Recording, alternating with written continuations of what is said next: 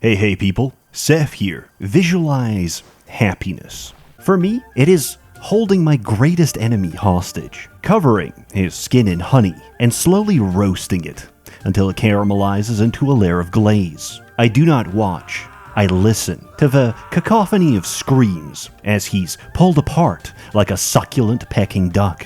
My only sadness is in the knowledge that I can't do it again. He's beyond my reach, but for his crimes, he has eternity to answer for. Alternatively, sure, I'll take a new Heroes game. I have no financial relation to Hooded Horse or the perfidious child pickup artist involved in his publication. But let's just say, if Ubisoft had their way, none of this would exist. Replaced instead with mobile slop shovelware, which I couldn't even access because, as of today, my Uplay account has been acquired by a Chinaman.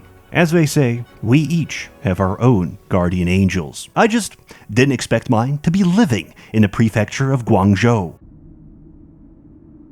As someone who is on several lists, my online security is very important to me. For the past few months, I've been going to coffee shops, ingratiating myself with the Olden infirm, and integrating myself into their geriatric communities. Before long, someone asks me for help with their computer. I oblige, knowing they really just need some company. But this is where I strike. Instead of fixing their computer, I steal their computer and tape a screenshot of a Yahoo Mail inbox to the monitor. I'm able to get about a week's worth of use out of their system before I have to ditch the evidence and repeat the cycle. Worse still, I can feel myself slipping away, as each time I'm forced to snuff out the tender flame of compassion from my heart to do so. There has to be a better way. Introducing ExpressVPN. ExpressVPN routes all of your online activity through secure, encrypted servers. It's more effective than elder abuse and a lot easier on the wallet. Those backgammon lessons were really starting to eat into my figurine budget. What figurines? That's for me to know, and you to never find out, because ExpressVPN is like being on the Epstein list. Nobody will ever know where you were or what you did. Not your internet provider, data brokers, invasive advertisers, nor scammers can see what you're up to. ExpressVPN keeps you safe. With just one click, you can secure up to 14 devices simultaneously. And right now, you can get ExpressVPN for just $3.49 a month. That's less than the allowance my parents give me. And if you scan the QR code, click on the link in the description below, or just go to expressvpn.com/Seth, you can get 4 extra months of service. That's expressvpn.com/Seth for 4 extra months of service. Gameplay is pretty much the same. Prior to standardized testing, IQ was measured by a player's build order. Regular humans are capable of long-term decision-making, prioritizing an economy, while others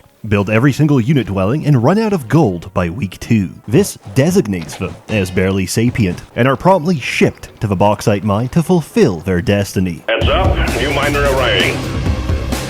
But onto the changes. Stack splitting is easier than ever. Same goes for transferring armies and artifacts between heroes. Before, I send them away on their weekly mission of harassing leprechauns for spare change. We're back to hexagons. Why did we ever leave? Because math is hard, and we're gonna gaslight you into loving squares. Like Tribes of the East, every unit comes with 2 side grades, which can be switched at no cost. Like Civilization, every faction comes with a tech tree. Like Tales of Androgyny, skills come with a selection of sub-skills, which are mutually exclusive and synergistic. Unlike the incredibly obtuse and convoluted Heroes 5 skill wheel, which isn't even documented inside the game, we now have subclasses, which still require insane RNG to roll the 5 out of 7 slots you're never going to get. Resources are mostly the same, except sulfur has been switched out for alchemical dust, which is required for upgrading dwellings. Or you can spend it all on an infinitely upgradable golden goose egg, which works off gacha mechanics, except there's no guaranteed pity pool,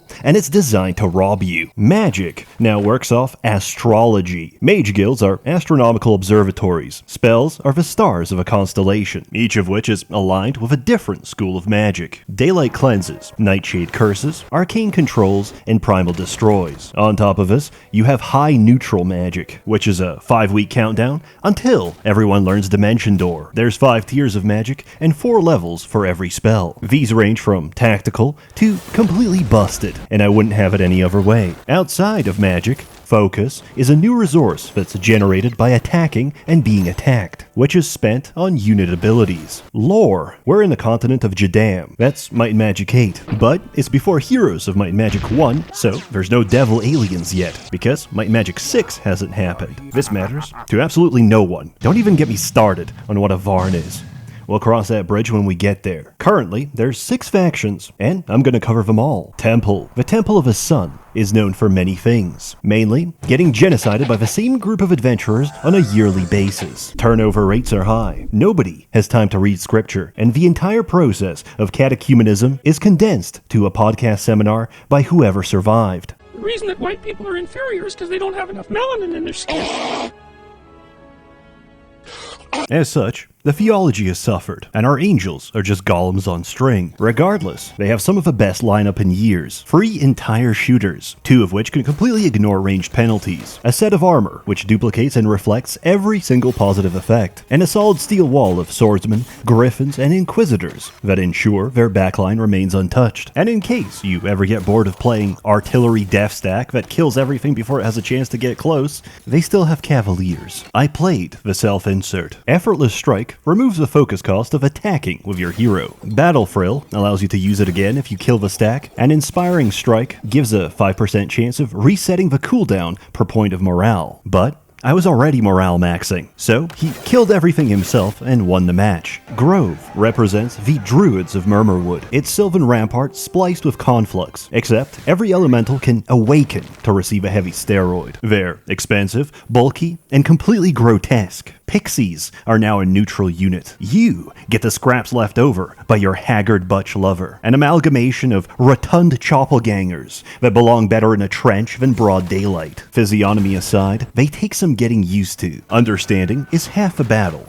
and unfortunately, I'm retarded. Grove has the best casters, the strongest magic, and the fastest unit in the game, which guarantees you the first move. Each spell has its own cooldown, so I can't spam Armageddon, unless I retreat, return with another Phoenix, and spam Armageddon. But that's not always viable, because single hero and tournament are very popular variants. So instead, I play this abomination, whose mirror copy works on the enemy to duplicate their strongest death stack under my direct control, which then proceeds to murder the original. And since I'm abusing Thaumaturgy and Murmurmancers, this will be my 4th spell on the first round of combat. And then I found out about luck, Grove's synergy with luck, and how, as a result of several subskills and laws, each of my units now crits for 300% damage 100% of the time. Dungeon is the Alvar Triumvirate. Basically bricks, but with troglodytes. The Dark Elves are in collaboration with the Dragons of Garrett Gorge and the Minotaurs of Ravage Roaming, resulting in a combined alliance of strength, resilience, and centralized banking. Each of their units come with a unique fighting style. Troglodytes can spit phlegm. Infiltrators can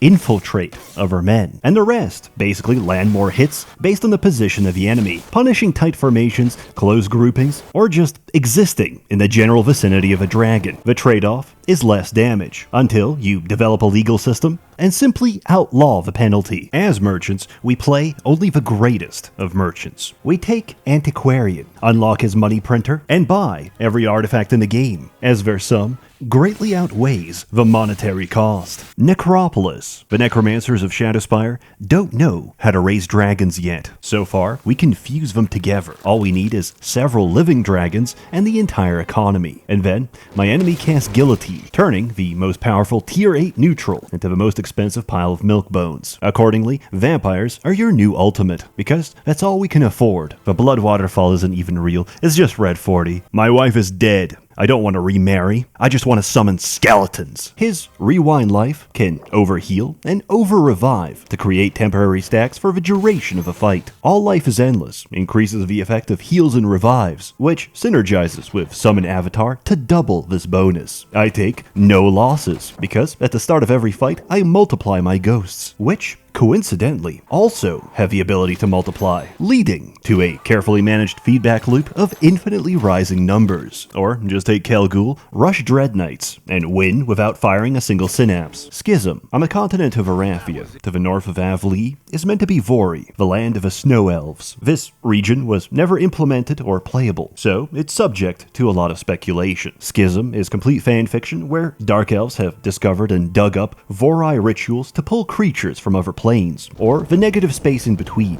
Is that No, that's impossible. It's a squid. As a result, everyone is melting, going insane, or bloat maxing. In exchange, they win the numbers game, using dead tissue to bind more horrors, and using victories as momentum to artificially inflate their stacks. Hive, following Hero's tradition of having Inferno as the worst faction, Hive makes an attempt. They get the coolest tier 1 in the game, with the best idle animation, but they have absolutely no shooters, unless you have a mountain of resources for a tier 6 side grade. And they don't care. Once they close the gap, there's not much you can do, except watch them multiply because they can also lay eggs. Now, normally, there's counterplay to a highly vulnerable patch of temporary troops that take time to hatch, except the Hiver put his hornets on standby, so he'll always get the last move, lay his eggs, and spawn them without contest, at which point his cooldown resets. But that's not too bad, until you encounter a maniacal reaver and lose half your board in a single turn. You see, normally, units take turns and wait for everyone else. Maniacal reavers ignore this paradigm entirely, because as long as they get that Call of Duty hit marker, they get a second,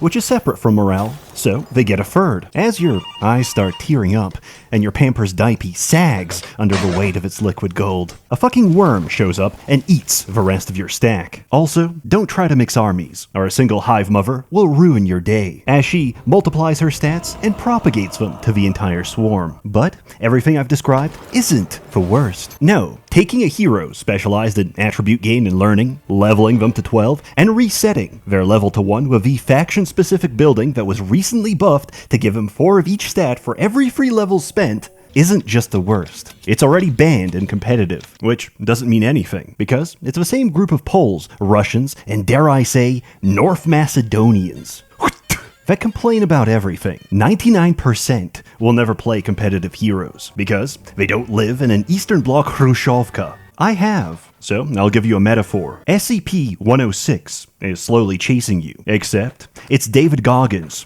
and he's rock solid. He took his Rhino 99 Vyvanse and Tamriel rebuilt dick pills. He's got that migraine rage after playing Deadlock, and after 10 hours of anticipation, he phases through the wall and loudly proclaims, "Goggy want fuck." That's what competitive is like. In summary, everything I said is a lie. Necro and Schism are currently busted. Hive sucks ass, and I'm not handing away strats to my enemies. The music is good, the town screens are nice, the story and writing is atrocious and sounds like the intrusive faults of a Tumblr blog. There's no teams for players, no underground, no water tiles. But none of that really matters. It's early access, and they seem to be doing a good job. This is the same team that brought us Darkest Dungeon without the gay sex.